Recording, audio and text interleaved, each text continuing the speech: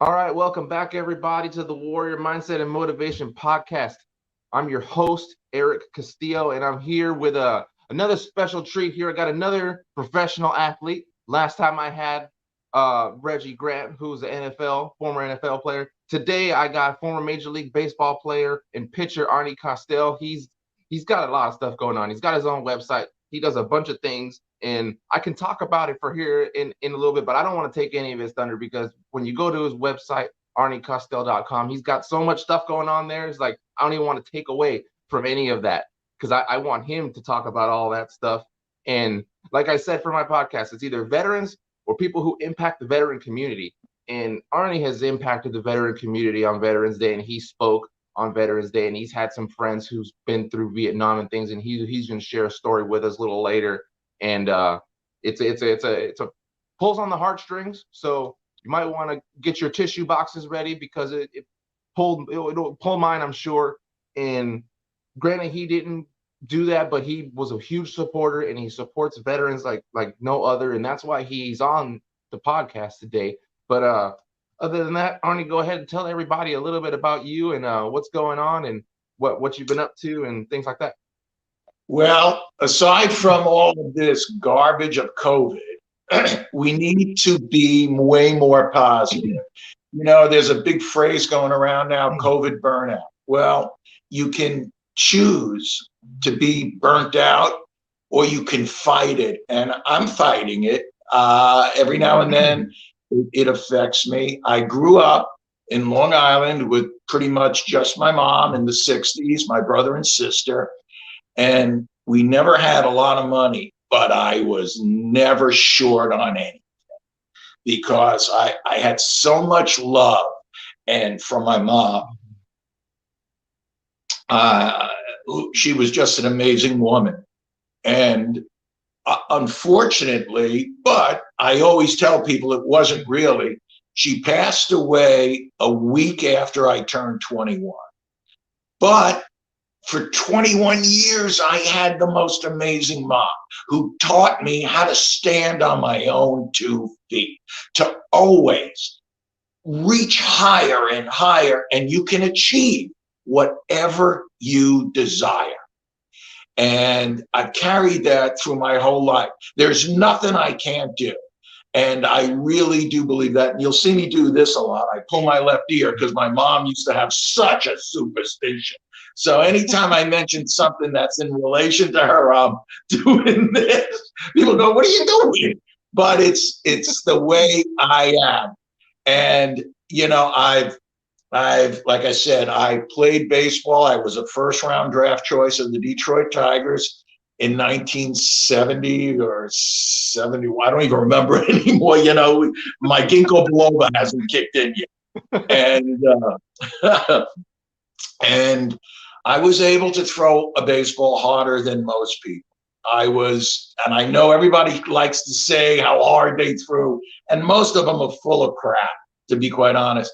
But there was a big article about me coming out of high school, how they use triangulation and everything. I was throwing at 102 coming out of high school, and that's hard. And I was also had a disposition of one of those people that just swallowed razor blades. Like my hemorrhoids were hurting the whole time. I was mean, and I feasted on that. That's the way I was. It was just being a street kid. We were in the streets. Everything revolved through the schoolyard, from our handball, our stickball, playing dice in the corner. It's what you would envision, but it was fabulous. It was such an amazing time to grow up. And of course, then there was the drawdown of Vietnam. It was a pall that was over us. I didn't really understand it except what I saw on the news. And when you think back, they would say, on the news, well, 1,100 North Vietnamese were killed and only 7 Americans. Well, it's when you think they had to throw the word only. If you were a parent of one of those Americans, it wasn't an only anymore. And it was horrible, Eric. And then I remember, and no one understood why we were there. And I knew a lot of people who were a little bit older than me went over there, and when they came back, they weren't people anymore. They would never come out. They would never do anything. And it was just, they died over there, but no one told them. And they were just existing. I hope, I really do, that maybe through the period of time they made a transformation of what they saw. I mean, 18-year-old kids, I don't even want to think of the horrors. And like I said, there was one person in particular who, this is a tough one for me. His name was Terry Jordan. And Terry Jordan, I'm going to say, he was a bad guy. We called him hoodlums. Like like if you saw Terry walking down the street with one of his friends, Jimmy Verderosa, you'd walk on the other side because he just might walk up to you and punch you in the face for no reason. He was what we called hoodlums. So I didn't like him. And I'll always remember one day I'm home and I'm reading Newsday. And I read the sports and I'm reading it all. And then I turn to the front page and, my mom left it out for me because she knew we were going to read it. And all of a sudden I went to a high school called MacArthur High School. MacArthur High School grad, missing in action. And it was later changed to KIA. But it said that his name, Terry Jordan, and whatnot. So I remember when I brought the paper back to my mother, she started crying. And I said to her, "Mom, what are you crying for? What you just told me about Terry Jordan?" And I said, "Mom, he was a bad guy. He would punch us in the face. He would beat us up. And then she said to me, "You didn't know." I go, "What are you talking about?" And she told me his story. One day she was walking home from the stores with two things of groceries. And as she walked by Terry Jordan's house, he lived about 4 or 5 blocks from us. All the houses were in a row. He stopped her and said, "Ma'am, Mrs. Costell, let me take those packages." So he took the packages and he walked and carried them to my house. He didn't want anything. He just did not want my mother to have to carry those packages. And she told me that story. She we had no money, but she offered him $1 or whatever it was. Mm-hmm. "No, I can't take anything." She said, "You didn't know." So I kept thinking of that and how my mother was so affected. And I kept thinking of the nature of Terry Jordan. How many people I'm thinking are even thinking of Terry Jordan today, and the few people that are probably not thinking of him in a good light. And I hope now, by me telling this story, Terry Jordan's name goes out to the universe. He paid the ultimate sacrifice in Vietnam, and I heard it was doing something heroic. Whether it doesn't even matter, but that's what it was. And so that's where it always, I think of him a lot. And he's someone I would never have thought of except in this horrible, horrible light. I don't even sometimes like to tell the story of how bad he was in my mind, because he really was. But now it's a different person. And I could still see him. He was a skinny kid with blonde hair. And, he was in the 60s. And, and he was just, with big, what we used to call, high-heeled shoes with taps on them. I mean, that's Terry Jordan. And now what I like is the fact that Terry Jordan's name is in the universe in a positive statement. He's on your show. You will now think of Terry Jordan yourself, because you probably understand what he went through. Yeah. And that's a lot of people who aren't in the military don't really understand sometimes that when you join, you can join, do 4 years and get out and not even have to go across the water to deploy. But the moment you sign that contract, you're signing a blank check. You're signing a Yeah. blank check to defend the Constitution of the United States and to defend the freedom of Americans. And if that requires you to sacrifice your life selflessly, that's what you have to do that. You're expected to do that. And I know personally, I put myself in those situations. I'm still here, but there are others, unfortunately, who do not.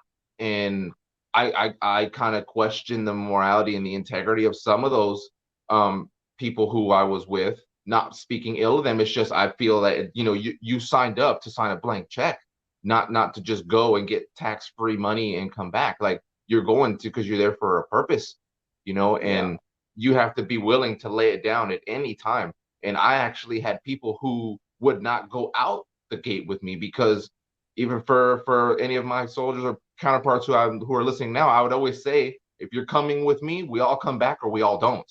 There's no, oh, I bring back one here, no, or oh no, I couldn't get him back, no. We're all gonna go out there and we're all gonna come back in one piece, or we're all gonna stay out there and we're all gonna die out there because that's a band of brothers. That's the way it's supposed to be. And there was people who didn't choose to go out with me in that, and I respected that. I didn't hold it against them. I was just like, okay, you can go with them over there. That's fine. Just if you find yourself by yourself, I hope that you can find your way back. Because if you're with me, we're staying with you, and we're all gonna come back. That's I think the the the thing that a lot of civilians don't understand. And then when you go do that, and it changes you. It changes your mind, it changes your body, like it changes your emotions. Like my emotions were shut off for ever since after 2003. My emotions were shut off in Afghanistan. That was my first combat deployment, and that was it seemed like the light switch just flipped off, and every deployment became easier because I didn't have those emotions tied to when I was going outside. I was there to do a job, and it was either kill or be killed. And that was the mentality I had. Now, I wasn't ruthless or aggressive and doing unnecessary killing. I didn't do that. I was very careful. I was always, there was times where I probably could have shot someone, but I didn't because the escalation of force didn't require it to, and that required a high level of discipline from me and from what I was taught, and then from what I taught my soldiers as well. Just don't be quick to pull the trigger, because once you pull it, that bullet's gone. And if you make a mistake, now your ass is gonna be in a handbasket, and there's nothing I can do for you. So it's having that type of thing. And when you come back to civilian society, you kind of look around and you're like looking at things like, geez, like you see people in the grocery stores, you see people doing this, fighting on Black Friday. Like I always take a moment, like on holidays, to pay respects to the people, because there's people there right now. There's soldiers deployed right now. People in Afghanistan, Iraq, Africa, the Horn of Africa. You got Special Operations, Delta Force, all those guys. They're doing stuff. They're constantly doing stuff, and it gets overlooked. So like especially this Christmas, for those who have Christmas dinner and you guys do a prayer, I want to try to make a suggestion. Take a moment and honor those guys who were right now across the water, allowing you to have Christmas dinner and open your presents. Because I've been deployed during Christmas when you don't have nothing and you get a care package. One deployment, it was 2010. We actually got a Christmas tree together and put it in our tent, and we celebrated Thanksgiving because I wanted to bring that holiday to us because we were in the best conditions. So I tried to lift it up for those guys, and it's one of those things that just pay respects to those men and women who are over there this holiday season, especially New Year's and stuff like that, because they're right there. That blank check is at the bank right now, and they don't know if it's going to be cashed or not. Oh no, it's amazing what you're saying. I remember a friend of mine who was he was in the service, then he came back, and then he was in the reserves, thinking he'd never get deployed again, and he got deployed, and he was at the Baghdad airport.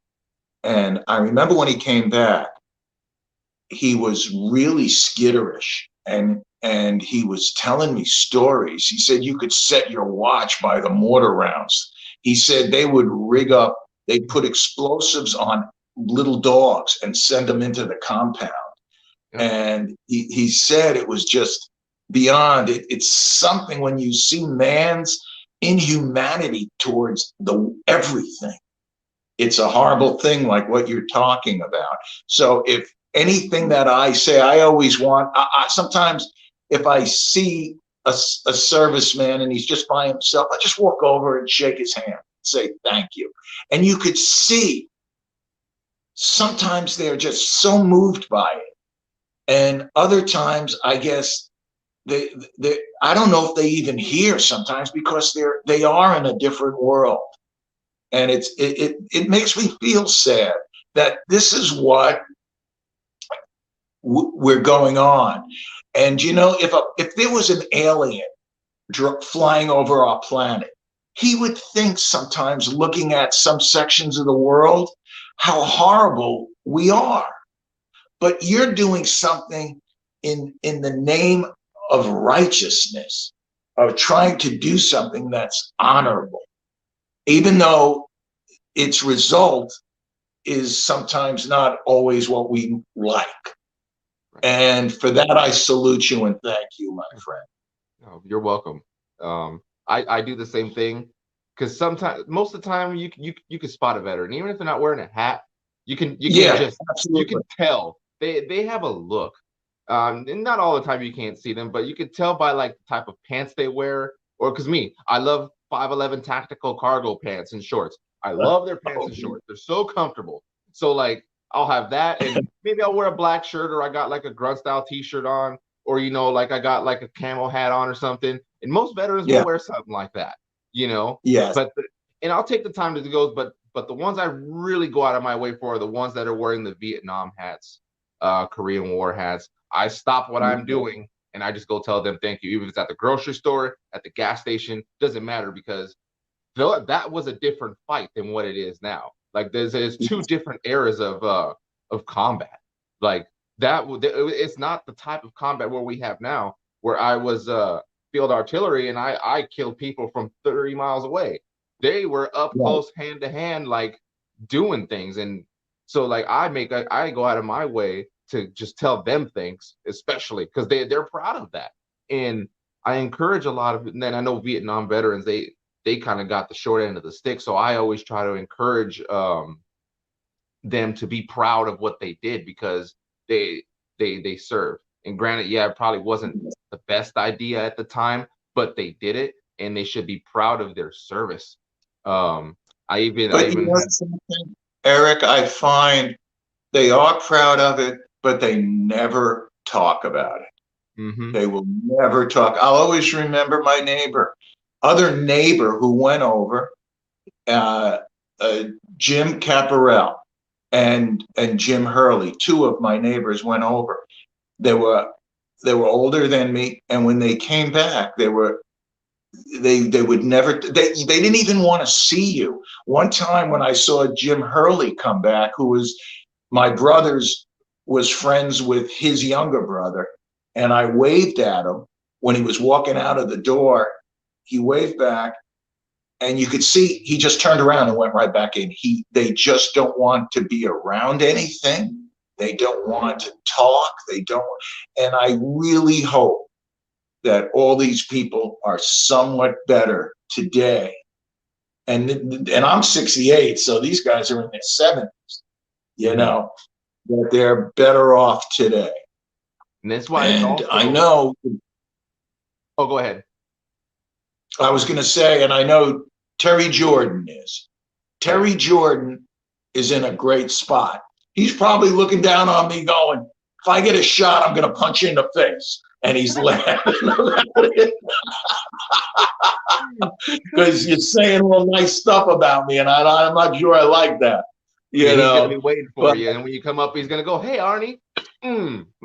Yeah, that's the kind of guy he was. And like, come on in, let's go talk. But I learned, but I learned you can't judge people until you know them, until I've been in his situation, which I never was.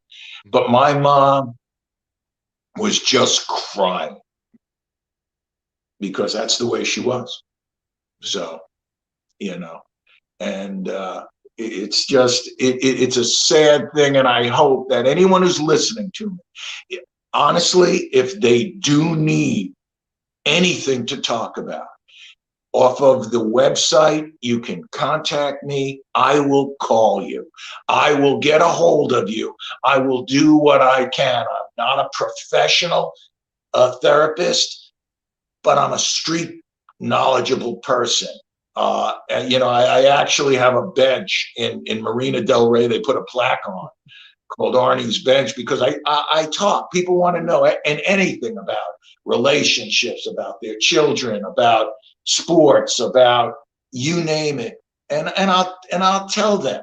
And like I said, that's why when I mentioned about COVID burnout, people are coming up to me all the time. Yeah, I'm tired of hearing it, but guess what? I'm honored that they're trying to seek help through me. And I've also learned if I can help someone, you know what that does for me? Mm-hmm. It gives me such a wonderful feeling. And that's why doing this with you is a special thing.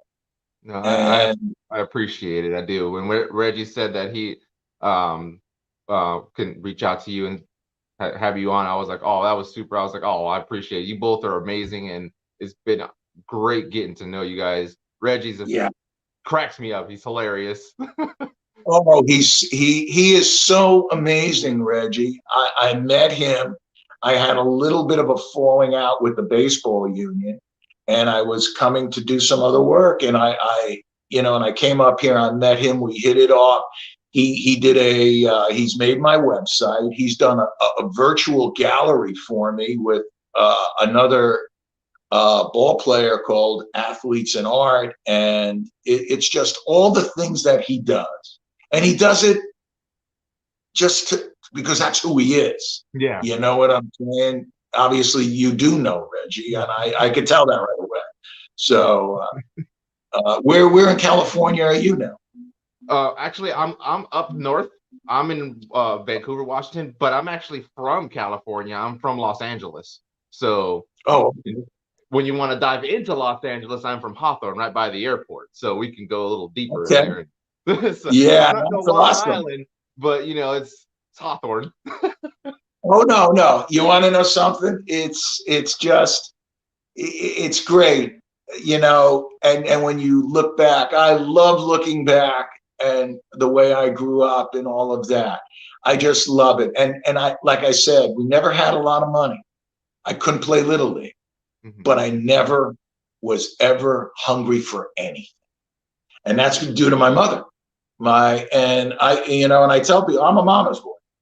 And and I still love to play baseball. I still love to, I'm finding myself at 68 years old. I'm finding the things that float my boat.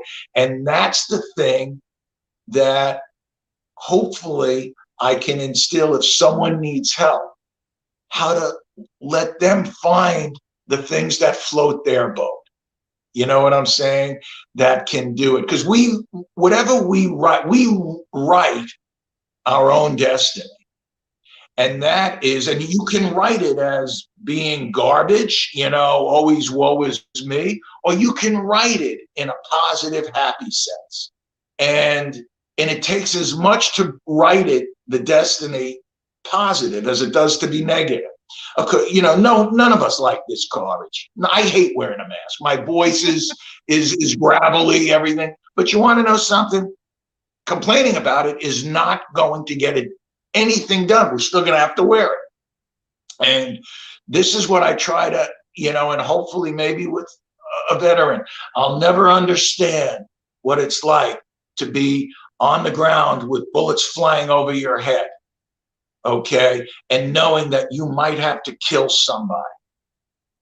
But hopefully I can touch them in a way that they'll look at it in a different sense. And that's why I'm saying, and I'm serious, I don't care who you are. You don't have to leave your name. You can just say, this is an email address or whatever it is. Here's my number. And this is what I need. And I'd be more than happy to help them. That's Happy.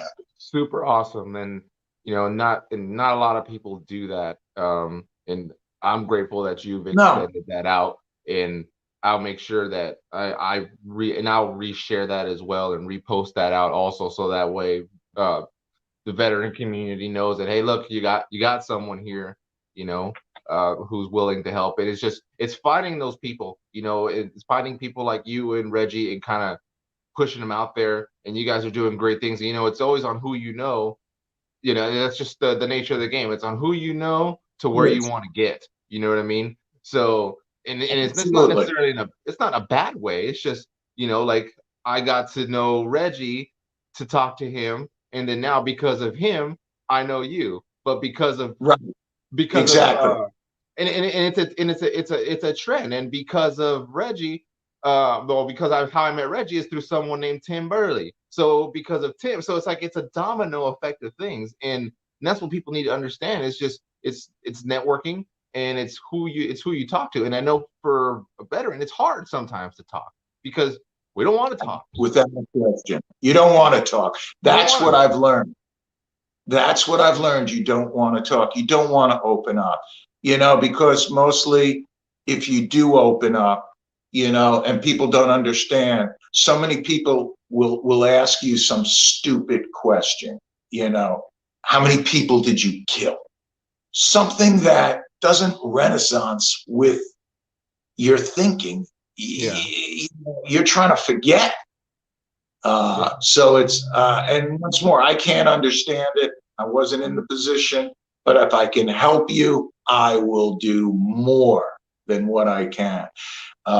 It's funny. It's just, I give to certain charities, and the ones that I give to are the ones that I can't watch. I give to, St. Jude's Hospital, and I was doing Wounded Warriors until I found out, or at least I heard, that a lot of the money wasn't going to them. I didn't understand that. I Yeah. understand it's been changed. Yeah, I know they You know, went like a huge overhaul. There was a whole bunch of like yeah, scandals, money laundering things, and they right, overhauled exactly. it. That's what I had heard, and so now I want to start going back and giving to them, and then I'm not making a lot of money. I mean, I'm an old curmudgeon or whatever, and and we're trying to do so many different things: public speaking, uh, selling artwork, which would be one of my ultimates, is trying to sell some artwork, and it's just whatever can be done. And that's why even we were going to donate some of the artwork from this Edison art gallery of Reggie's for me. Hold on one second. So he'll just, okay. Yeah. Something's calling or something. I don't You got caught. but it's just been amazing. And talking to you has relaxed me. I feel good. I had a tough night sleeping last night, and I didn't know what we were going to talk about. And I saw that you had Facebook me, so I accepted it. And so I'm looking forward to doing more work with you and things. You might need somebody to speak, to certain people. I'd be more than happy to do Oh, I appreciate that. Thank you. more than happy. Yeah, I saw that. Like, I was like, because I was looking up, because I was talking to Reggie. I was like, well, Reggie, I need like a bio and a picture. He's like, here's his website. Go get it. And he's like, go find a picture. And I was like, all right. So I was like, well, I was looking, and I was with my girlfriend. I was like, which picture should I use? I was like, there's this one. I was like, he's extra young over here with the baseball. And that's when we found the Dodger one on baseball. I was like, was he a freaking Dodger? I was like, Let wait me a minute. tell you, Eric, I have to be honest. The sound went down. I don't know how to change it. I'm afraid to touch it, so I can still hear You're good. you. I hear you. Okay, and you can hear me, right? Yep. Okay. Uh, I root for the Mets. That's who I grew up. I was a diehard Met fan. I hated the Yankees, but of course, when I played for them, I root for the Mets, I root for the Yankees, and I root for whoever plays the Dodgers. Just so you know. I know that. And I have such dear friends, people like Jerry Royce. All these people are my dear friends, and they go crazy with me. Oh, But that's the oh. way the game's played. Look at you. I'm looking at you. You're shuddering when I said that. My brain just stopped, like every dialogue, and you said against the Dodgers, I just went, and I'm like, yeah, that is funny. That is funny. And but we won. and it's Damn, like we won. yes, We you won. did. Yes, you did. So, but it's funny when I see people with Boston Red Sox hats on, I go boo, and then we start talking. And Dodger fans are great fans. Red Sox fans are great fans, and it's just I love people who have passion for whatever it is. I'm a Met fan. I did a painting called Dreams of a Young Left-Hander, and my friend's a diehard Yankee fan. And it shows a young kid, and he's looking out at Koufax. Koufax was my idol growing up. Awesome picture. And so it's from the back. You could see a young kid with his glove, a left-hander. He's got, and then pictures of Koufax, and on the bottom is a New York Met hat. My friend said, Arnie, you screwed up. You played for the Yankees, but you have a Met hat. I go, it's my dream. It's my dream. I always wanted to play for the Mets. That's awesome.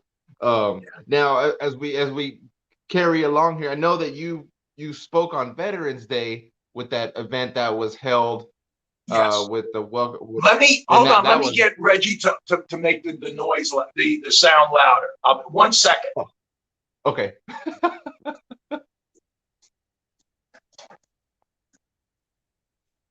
Well, folks, as you see, technical difficulties happen when someone wants to call. What could you do? He's a nice guy, though. I like him. It's funny. Even though the Dodgers are better, just know that.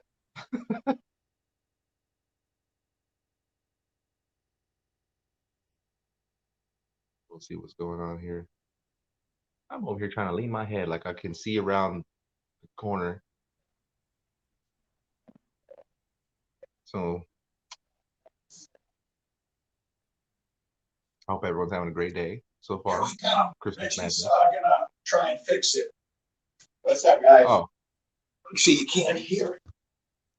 And I didn't want to touch it.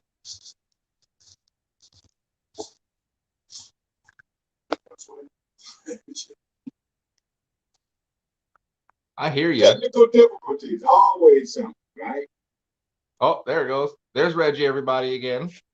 Okay. Is it louder again? Can I hear you now?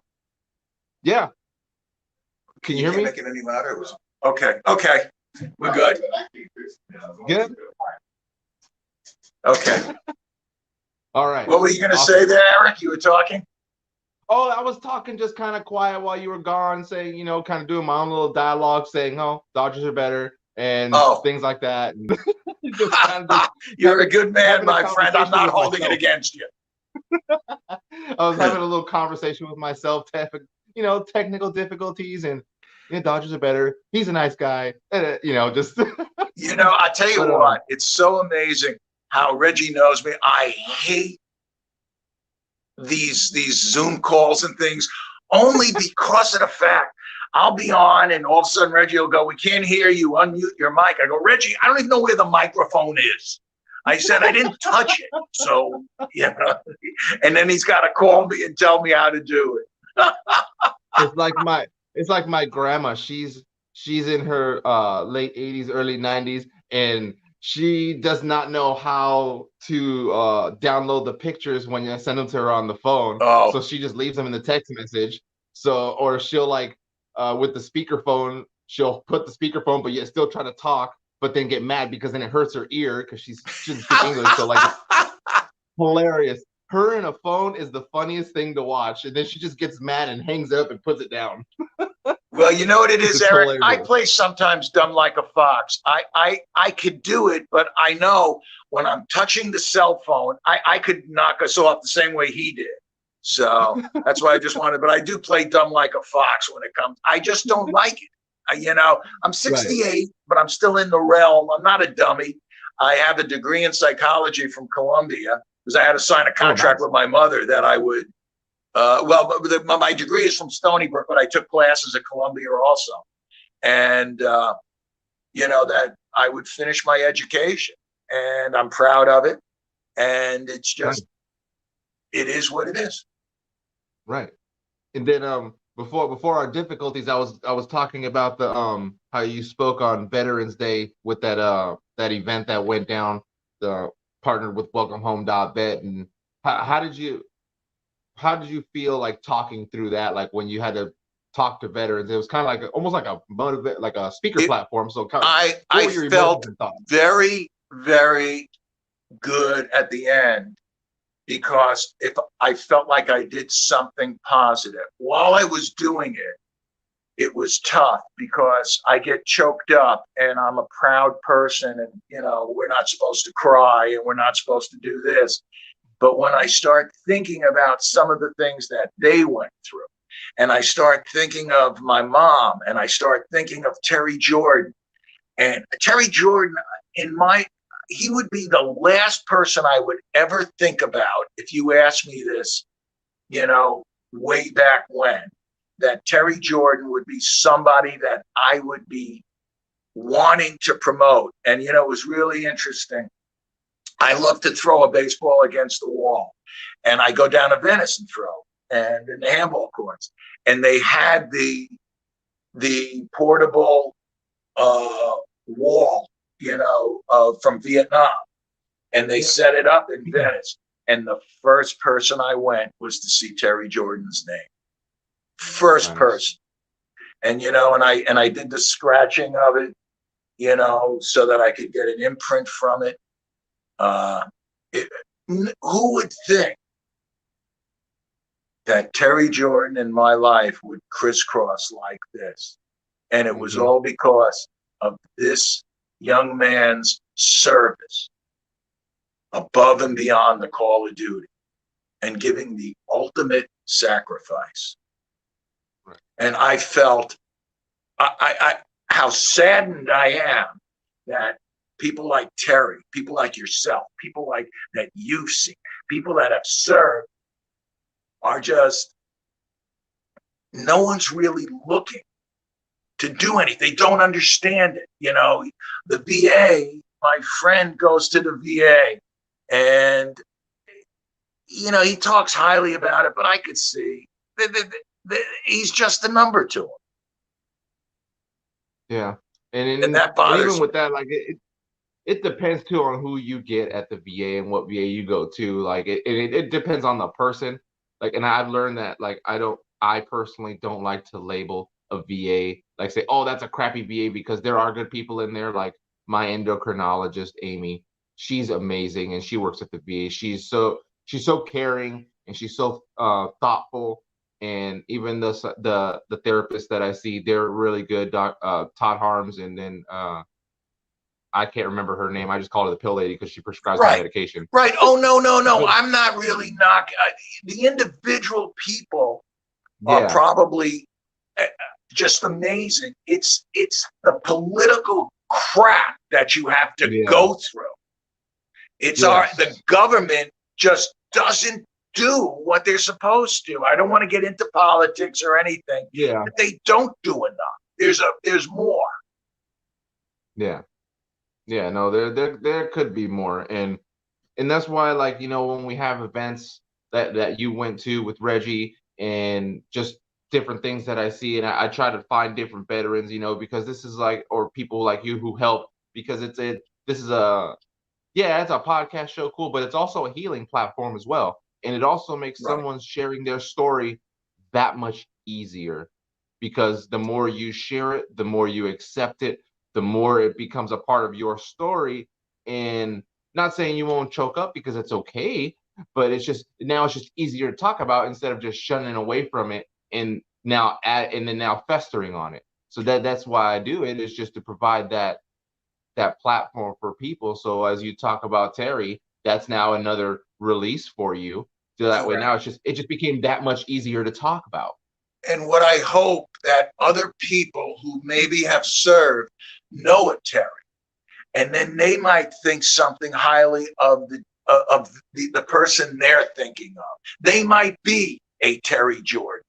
Do you know what I'm saying? And they're in a situation that maybe it'll make them feel better. And if you can help somebody who's done so much, and we just don't accept that. We're not doing that as a country. I mean, it's changing. It is changing, but it's still something that there needs to be more. There needs to be more done.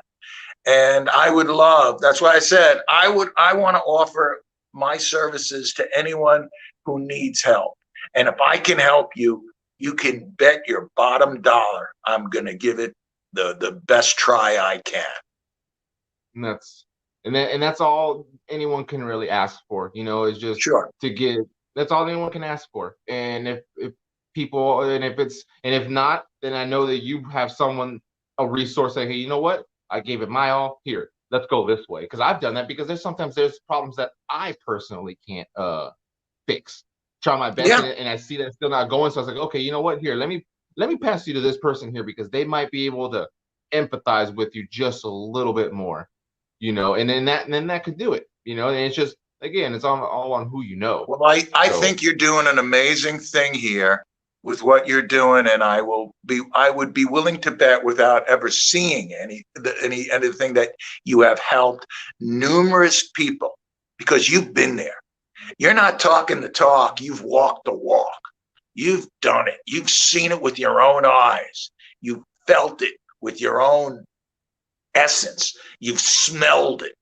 It's all of this. You see, I get crazy. You could hear how passionate I get on certain things. That's why, even the way I played ball, I talk about playing ball. I still love to play, and I was playing in these men's leagues. The problem is, I play like a jerk. I play to win. If you want to come out, you want to play to get away from your wife or get away from your kids or drink beer or whatever, that's fine. I play to win. And that's the way I always have been. It's the passion that carries it. And you have that too, Eric. I could tell that right away. So no, I appreciate it. Thanks. So as we get close to wrap this up here, what's something for veterans that you want to leave them? Like, if you could tell them, like, just a statement, what would it be? The statement that I would leave them is, always believe in yourself. Do not look at anything that you've done that will drag you down. Instead, the things you've done, look at them as helium balloons that are lifting you up. They're not lead weights around you. They are something that you have done, and most people will be proud of that.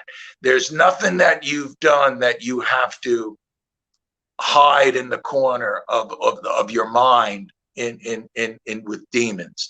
And if that's the case, you just need a way to find a release for them. That's what I'd like people to know. There is a release for them. Yep, that's true, and that's perfect. And there is, and sometimes it just takes a little longer to find that release. Yes. I know it took me a while. And I am still looking for something. I was about to say, you're probably still finding certain things that something will happen, it'll trigger something, and then you need to go back and reformulate yourself. Right, and I'm still looking, and even still, sometimes when I get asked, "What do you like to do?" I'm like, I don't know. I don't know what I like to do. I don't know. And it takes a second for me to populate things on what I like to do, because it's just what happened. It's just what it is. But I appreciate you, Arnie, for coming on. And, it was great and a privilege to have you on here. So I have one other thing that I want people to tell the veterans. Go for it. Make a list of everything that makes you feel good. And then make a list of what you're going to do today. Compare the lists, and hopefully they'll start to coincide a little bit more. Do you know what I'm saying? We know what sometimes will make us feel good, but we don't always act on it. Right. It's true. It is, and there's always that hesitation that happens too. Correct. Like I know. I mean, no, for me personally, like when I go to our little local coffee little shop down over here, like if I get the instinct or something to buy the coffee for the person behind me, I do it. Because for some reason that came into my mind to do it. I was told to do it, and they probably need that for whatever reason. They need that gesture for whatever reason, and it's only like $2-3. I mean, so it's not like it's breaking the bank. It's not like I'm buying someone a car or anything Exactly. like that. But it's Exactly. a coffee, You're doing, and then you you're know. feeling good. You're feeling good Oh about yeah, yourself. You yeah, oh know, yeah. I always, every time I do one and I drive away, I always get a little watery eyed because I feel good. I feel happy because you know what? That person is gonna get their coffee and be like, "What do you mean it's paid for?" Because it happens to me, and I'm like, "What do you mean someone paid for it?" yeah. Like, Pay and forward. then she tried. Pay forward. Yeah, That's what you got to do in exactly. life. That's what Yeah, life's about. Life pay is it forward wonderful. small. Oh yeah. So I appreciate you coming on and someone of your stature and stuff. And if you haven't seen his website, it's arniecostell.com. He's got stuff on there. You can reserve with him. He's got his artwork on there.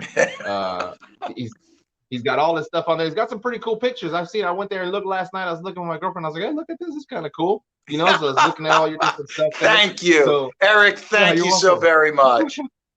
So it's kind of cool. We're looking at the stuff, and then of course, I'll give you a pass about the Dodgers. You get a Okay. pass.